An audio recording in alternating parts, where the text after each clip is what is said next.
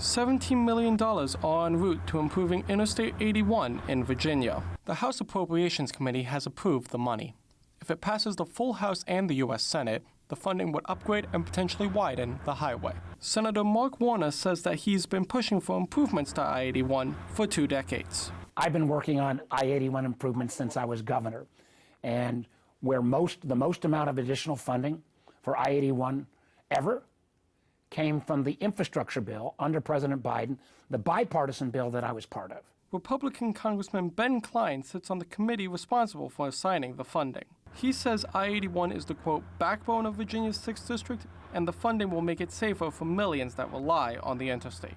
It is really reaching a critical stage, and we need to address it, to widen it, to add a 3rd lane up and down the entire length of 81. Virginia's Department of Transportation responds to over 2,000 accidents on the state's stretch of I-81 each year.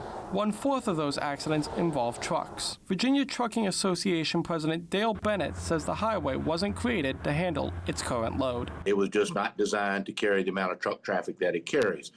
It is for the most part, a 2-lane, interstate in each direction, and there are significant challenges with the terrain and the geography of the area. This funding is in addition to projects like the I-81 Corridor Improvement Plan, which have worked to make the interstate safer.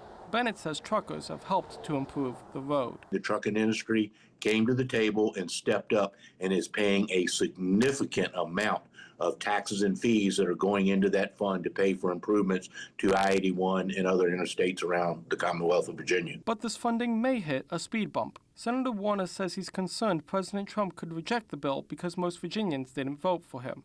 The thing I worry about is what happens if we pass this and then Donald Trump decides, well, I don't want to really fund I-81 because I don't like Virginia. The next step for the funding is a full vote in the House of Representatives, which is expected to happen when Congress returns in September.